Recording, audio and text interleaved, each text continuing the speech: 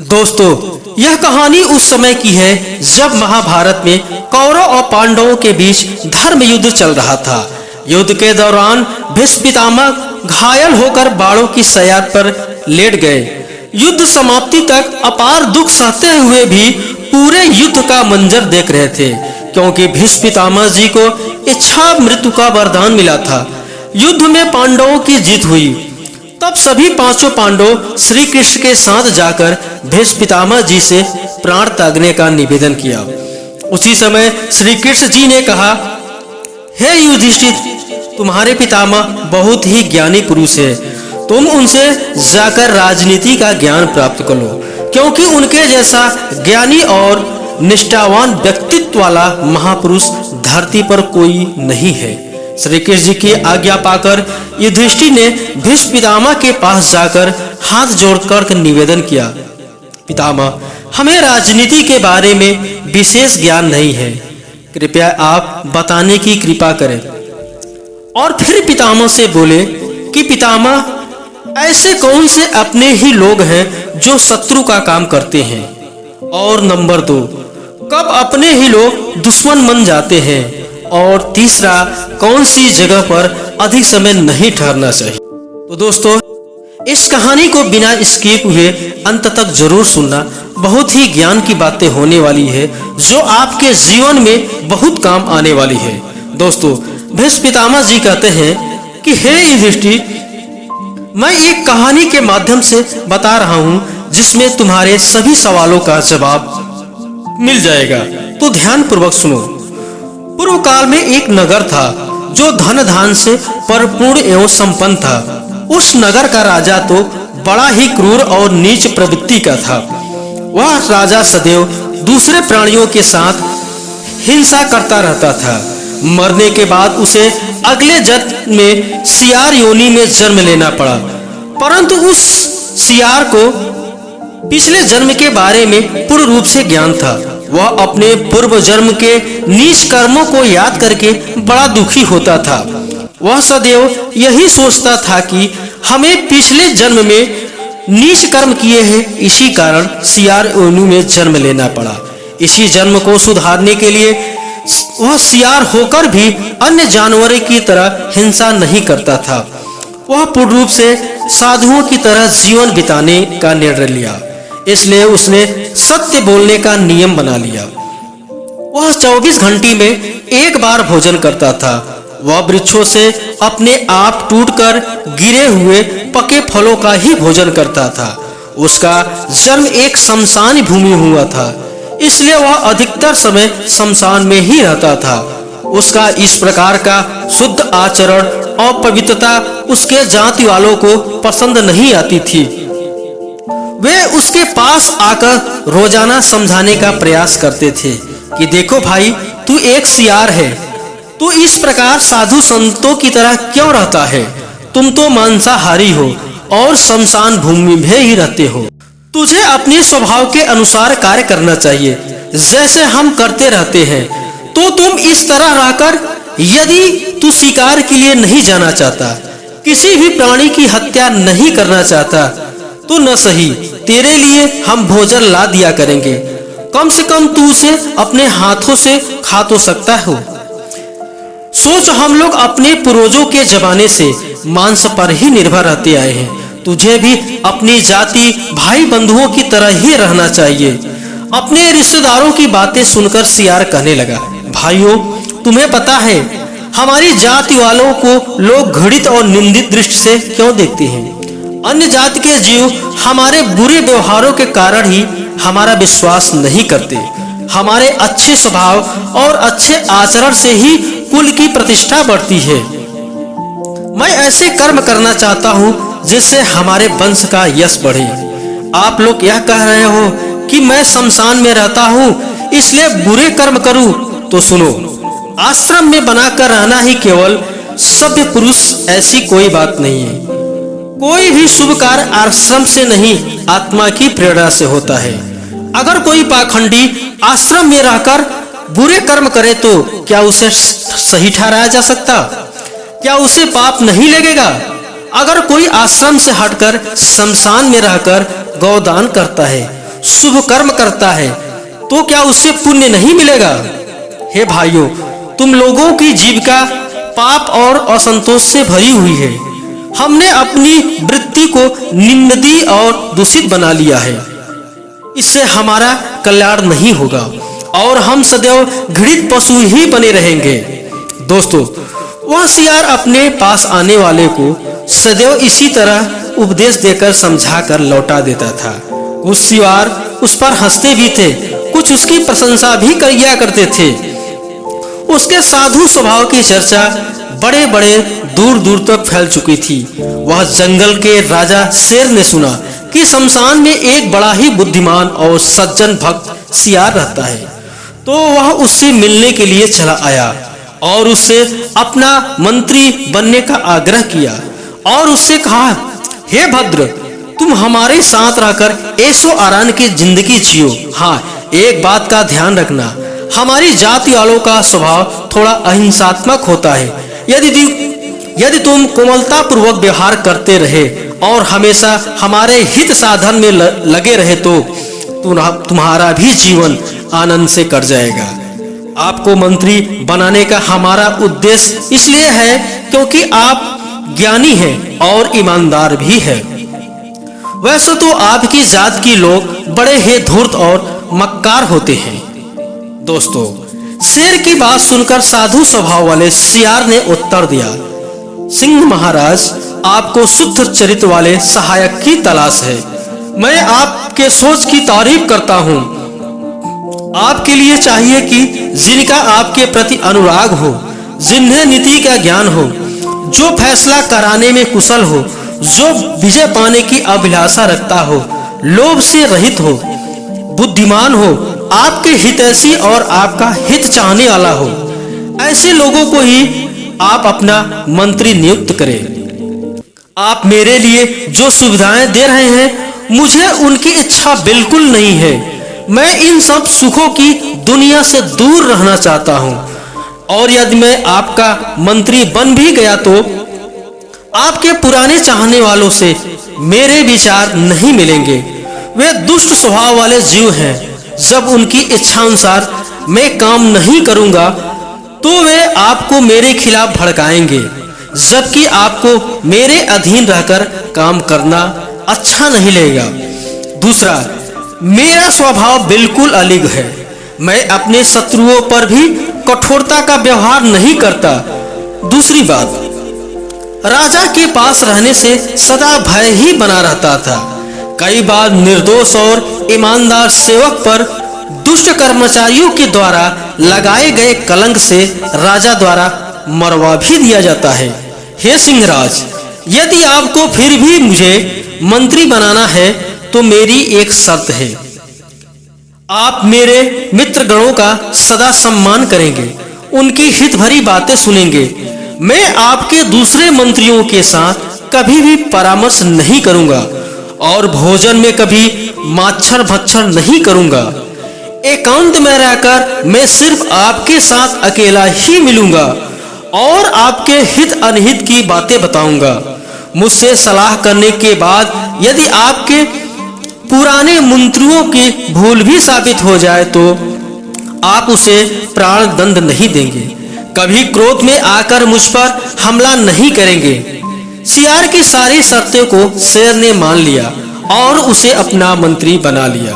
अब तो सियार का खूब आदर सत्कार हुआ।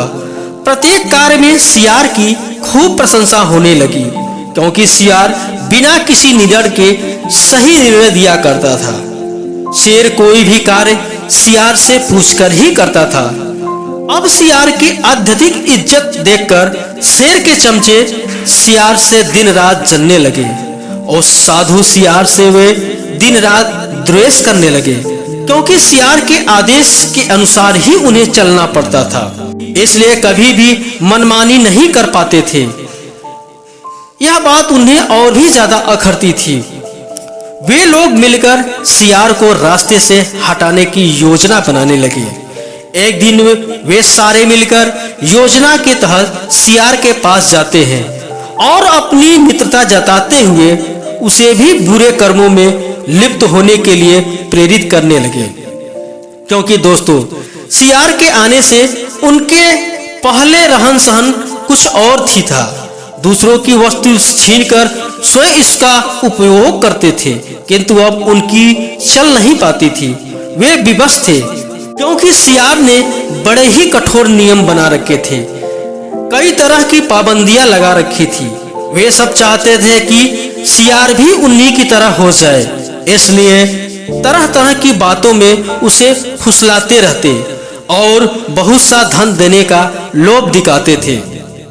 दोस्तों मगर सियार बड़ा ही बुद्धिमान था, वह उनकी चक्कर में नहीं आया, उसने धैर्य नहीं छोड़ा। तब सभी ने मिलकर सियार को नष्ट करने की शपथ खाई और सब ने मिलकर उसके लिए प्रयत्न करने लगे। एक दिन उन्होंने शेर के खाने के लिए जो मांस तैयार करके रखा जाता था उसे उसके स्थान से चुरा लिया और सियार की माद में ले जाकर रख दिया। सियार ने मंत्री पद पर आते समय शेर से पहले ही वचन लिया था कि राजन, यदि तुम मुझसे मित्रता चाहते हैं तो किसी के बहकाव में आकर मेरा विनाश मत करना।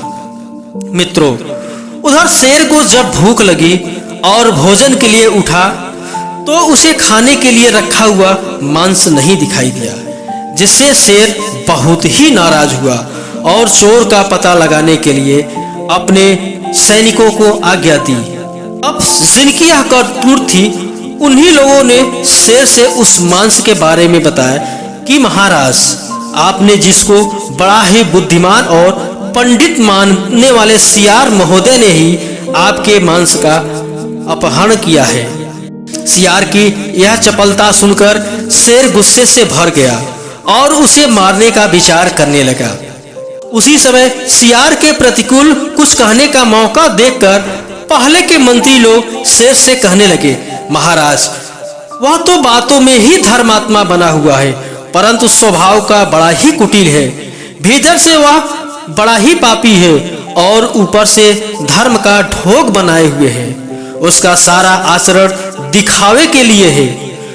मित्रों, यह कहकर वे क्षण भर में ही उस मांस को सियार की माद से उठा लाए और शेर के आगे रख दिया। शेर ने उनकी बातें सुनी। जब निश्चय हो गया कि सियार ही मांस ले गया तो उसने उसको मार डालने की आज्ञा दे दी। दोस्तों, शेर की यह बात जब उसकी माता को मालूम हुई तो वह हितकारी वचनों से शेर को समझाने लगी और कहने लगी, बेटा, जल्दबाजी में कोई निर्णय नहीं लेना चाहिए। हमें इसमें कुछ भयंकर षड्यंत्र मालूम पड़ता है। तुम्हें इतनी जल्दी इस बात पर विश्वास नहीं करना चाहिए। कहते हैं कि काम में अनबन हो जाने से जिसके मन में पाप होता है वे निर्दोष को ही दोषी बनाते हैं। किसी को अपने से उच्च स्थान पर देखकर अक्सर लोगों को जलन हो जाया करती है। वे उसकी उन्नति को नहीं सह सकते। कोई कितना ही सही क्यों ना हो, उस पर भी दोष लगा ही देते हैं। लोग भी अच्छे और सही स्वभाव वाले व्यक्तियों से अक्सर नफरत करते रहते हैं। इसी तरह मूर्ख लोग पंडित से और दरिद्र लोग धनियों से नफरत करते हैं और पापी लोग धर्मात्मा से और कुरूप रूपवान से नफरत करते हैं। विद्वानों में भी कितने ही ऐसे कम बुद्धि के लोभी और कपटी लोग होते हैं जो बृहस्पति के समान बुद्धि रखने वाले निर्दोष व्यक्तियों में भी दोष निकाला करते हैं। एक और मैं जब घर में सुनसान था उस समय तुम्हारे मांस की चोरी हुई है। दूसरी बात, सियार कभी मांस का भोजन नहीं करता। अब इन दोनों बातों पर तुमको अच्छी तरह से विचार कर लेना चाहिए।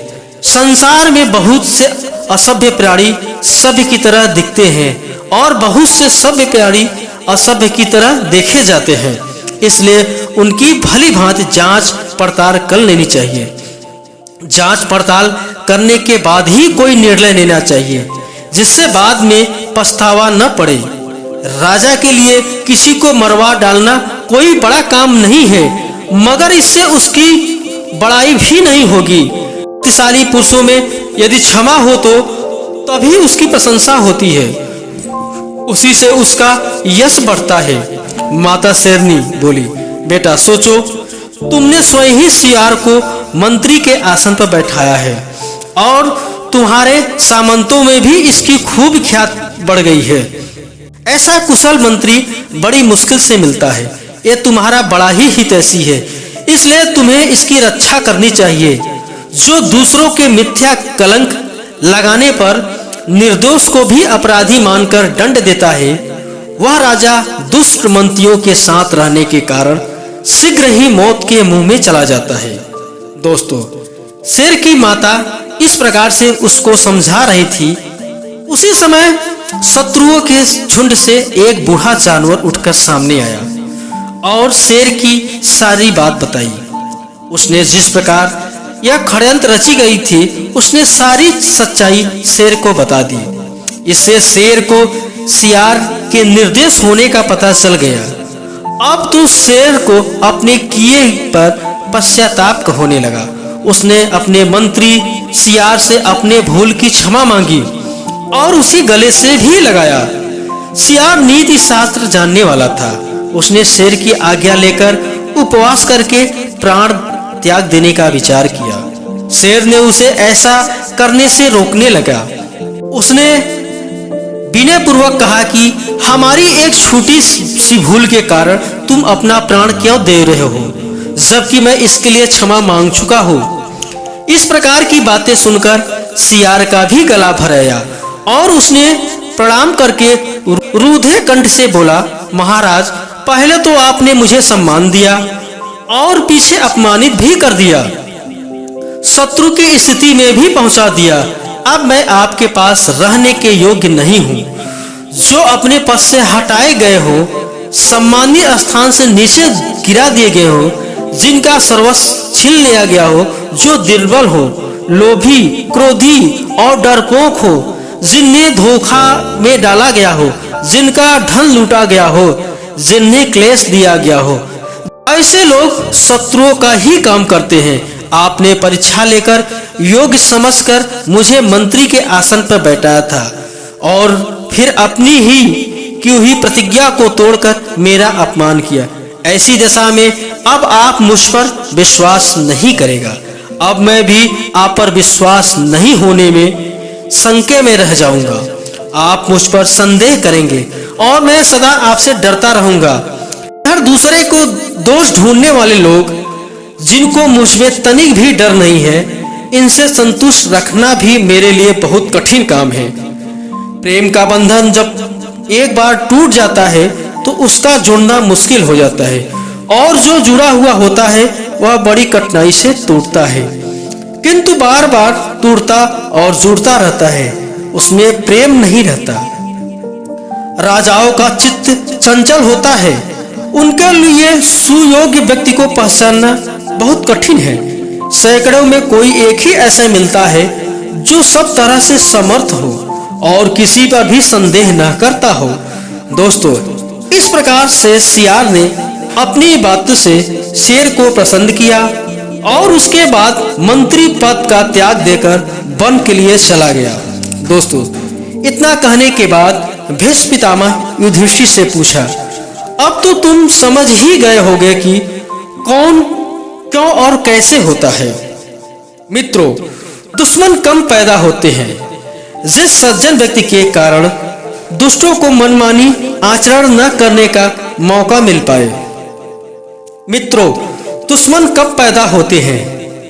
जिस सज्जन व्यक्ति के कारण दुष्टों को मनमानी आचरण न करने को मिल पाए तो सज्जन व्यक्ति के सभी शत्रु बन जाते हैं और वे उस समय उसके अप्रत्यक्ष शत्रु के रूप में पैदा हो जाते हैं।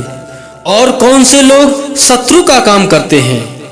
जो अपने पद से हटाए गए हों, सम्मानित स्थान से नीचे गिरा दिया गया हो, जिनका सर्वस्व छीन लिया गया हो, लोभी और डरपोक हो, जिनके साथ धोखा किया गया हो, जिनका धन लूट गया हो, जिन्हें दुख दिया गया हो, ऐसे सेवक शत्रुओं का ही काम करते हैं।